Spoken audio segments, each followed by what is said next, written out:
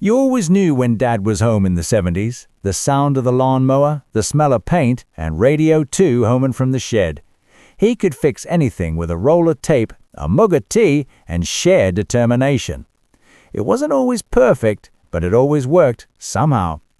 Let's rewind to the golden age of DIY dads with 15 things every British dad did around the house in the 70s. 1. Fixing everything with a roll of tape and a bit of wire.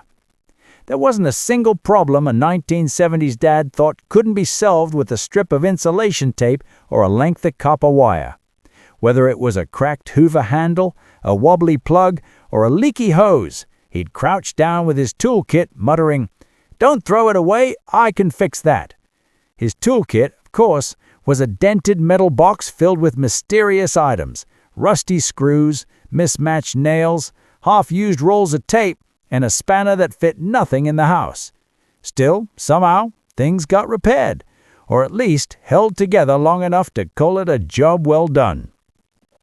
He didn't believe in waste, and he certainly didn't believe in calling in a professional unless the house was literally on fire. 2. Spending all weekend painting and decorating. If the house smelled like gloss paint and white spirit, you knew Dad had taken on another decorating project. He'd pull on his old paint-splattered trousers, crank up the radio to Radio 2, and start painting the living room walls, usually in shades that seemed questionable later, like mustard yellow or avocado green. Wallpapering was an art form of its own. He'd slap paste onto the back of the paper with wild enthusiasm, line it up almost straight, and then smooth it down with an old tea towel. If there were bubbles, he'd proudly declare, "They'll come out when it dries." They never did, but nobody cared. It was the effort that mattered. And once the room was finished, he'd stand in the doorway, arms folded, admiring his work like Michelangelo gazing up at the Sistine Chapel. 4. The constant battle with the car. For 70s dads, the car wasn't just transportation, it was a test of manhood. Every weekend you'd find him outside under the bonnet, spanner in one hand, cigarette in the other. Oil changes, spark plugs, and carburetor tinkering were all part of the ritual. He could spend hours just checking something, covered in grease and muttering curses at a stubborn bolt. The driveway became his workshop, and the smell of petrol and engine oil was as familiar as the Sunday roast. Even washing the car was serious business. A bucket, a sponge, and a chamois cloth. That's all he needed. By the end, the car gleamed, the driveway was flooded, and Dad was soaked but satisfied. "Looks brand new," he'd say proudly, even if it didn't start the next morning. 5. Building flat-pack furniture without instructions. Long before IKEA arrived, British dads were already assembling furniture that didn't quite fit together. A new bookshelf or sideboard from MFI came in a flat cardboard box with a jumble of screws, vague instructions, and one critical missing piece. Mom would stand by reading out the steps while Dad insisted, "I know what I'm doing." 2 hours later, there'd be shouting, a few creative words under his breath, and a chair leg on backwards. But somehow, it always worked out. When it finally stood upright, even if it wobbled slightly, Dad would step back, wipe his brow, and proudly declare, "See, didn't need the instructions after all." And no one dared disagree. 5. Keeping the garden in military order. Every Saturday morning began the same way, the sound of the lawnmower roaring to life. 70s dads took pride in their lawns, and heaven help anyone who left footprints after he'd mowed it. He'd trim the edges with kitchen scissors if necessary, rake the leaves into neat piles, and stand back to inspect his handiwork. The shed, of course, was his kingdom, filled with neatly arranged tools, tins of old nails, and a dozen mysterious items that'll come in handy one day. Summer barbecues meant he'd proudly take charge of the grill, armed with tongs and a pint, insisting that the sausages aren't burnt, they're just well done. 6. Building extensions and improvements. Every 70s dad had a vision, a plan to add a bit on to the house that would somehow make everything better. Maybe it started as a simple lean-to at the back of the kitchen, a place to store the coal or muddy wellies. But before long, it became a full weekend project that stretched into months, complete with a few bent nails, a cracked window, and a roof that somehow didn't quite meet the wall. Planning permission? Never even considered. Measurements? I'll do it by eye, he'd say confidently, pencil behind his ear, cigarette hanging from his lips. Out came the spirit level, the old saw, and the rusted box of nails. The sound of hammering echoed down the street as he worked well into the evening, the glow from the kitchen windows spilling out into the garden. Neighbors would lean over the fence offering advice he didn't ask for, and Mum would peer out the window with a mix of pride and quiet concern. But when it was done, when that slightly crooked greenhouse or homemade shed finally stood upright, he'd step back, hands on hips, and admire his creation like an architect unveiling a masterpiece. Sure, the doors stuck, the windows rattled, and the roof leaked every time it rained, but that didn't matter. It just needs bedding in, he'd say with a grin, brushing sawdust from his trousers. And somehow, it always did.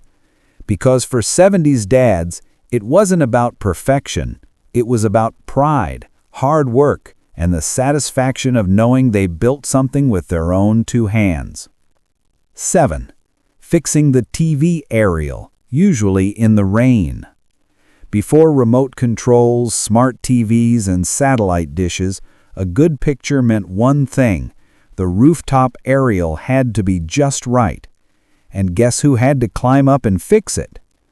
Armed with a wrench and nerves of steel, Dad would climb the ladder, balancing dangerously while Mum shouted from the living room, "A bit to the left! No, not that much!"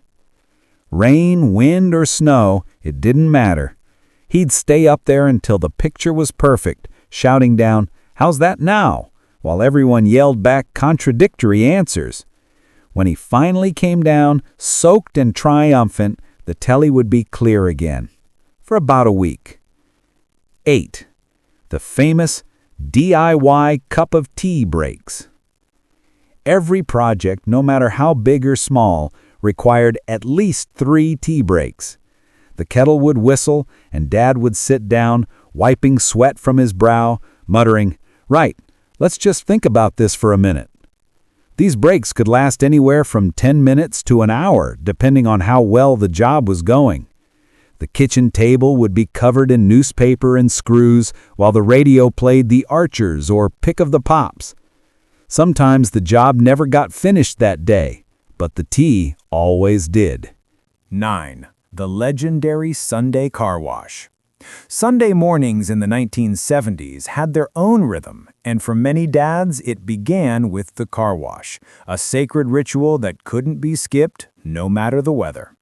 Armed with a metal bucket, a sponge, and a chamois cloth that had seen better days, Dad would roll up his sleeves and get to work while the rest of the street did exactly the same thing. It was a social affair as much as a chore. Car doors slammed up and down the street, radios played the Beatles or the Hollies through open windows, and the smell of car shampoo mixed with freshly cut grass. Kids were drafted in to help, though help usually meant turning the hose on each other or sitting in the driver's seat pretending to steer while Dad scrubbed furiously. Every inch of that Ford Cortina or Morris Marina had to shine, from the chrome bumpers to the hubcaps. Dad would even lift the bonnet and wipe down the engine, muttering proudly, "They don't make 'em like this anymore." When it was finally spotless, he'd stand back with a cup of tea, admiring the gleaming result as if he'd just detailed the Queen's motor. And heaven forbid a bird dared drop anything on it before Monday morning. That car wasn't just transport, it was an extension of Dad himself. 10. Fixing the fuse box with bare confidence. Electrical problems were practically a rite of passage for 70s dads. When the lights flickered or the telly suddenly went dark, there was no panic, just a muttered, "Hold on, I'll sort it." He'd grab a torch, usually one with dying batteries, and march off to the cupboard under the stairs where the ancient fuse box lived. Inside were bits of wire, ceramic fuses, and labels that hadn't made sense since the 1950s. Mom and the kids would hover anxiously at the bottom of the stairs while Dad fiddled with live wires, insisting it's perfectly safe. Occasionally, there'd be a spark, followed by a, "Ah, there we go," that made everyone jump. When the lights finally flickered back to life, he'd grin like Edison himself, wiping his hands on a tea towel as if he'd just saved the national grid. Of course, sometimes it blew again an hour later, but that didn't matter. Dad had proved his worth once more. In a world without electricians on speed dial, a dad's confidence with a fuse box was a badge of honor, even if, in hindsight, it was probably a minor miracle the house didn't burn down. 11. Building toys and tree houses for the kids. Before flat-pack toys and online shopping, kids' dreams were built in the shed. A 70s dad could transform a pile of wood offcuts into a go-kart, a fort, or a wobbly treehouse that somehow stayed standing for years. He'd spend entire weekends hammering away, with his children standing nearby, holding nails and asking, "Is it done yet?" The finished results were far from perfect. The wheels didn't always turn straight, and the paint was usually whatever he had left in the shed. But to the kids, it was better than anything bought from a shop. Some dads even built doll houses, swings, or homemade sledges for winter. These weren't just toys, they were tokens of love, made by hand and memory. Every splinter and uneven edge told a story. And when the kids grew up and moved out, those old creations often lingered in the garden or attic, relics of simpler times when a hammer, a handful of nails, and a bit of imagination could build a whole world. Tinkering in the shed. Every dad had one sacred space, the shed. It didn't matter how small it was. Once he stepped inside, it became his fortress of solitude. The smell of sawdust, oil, and rust filled the air, and the dim light from a single bulb made it feel like a secret workshop. Inside were jam jars filled with screws, shelves sagging under the weight of old paint tins, and tools passed down from his own father.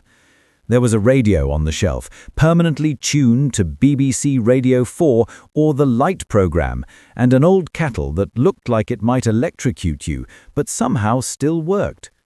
The shed was where he went to think, fix, and escape. You'd hear the faint sounds of sawing, hammering, or muttering coming from inside, and you knew not to disturb him unless it was an emergency, or if you wanted to hand him another biscuit.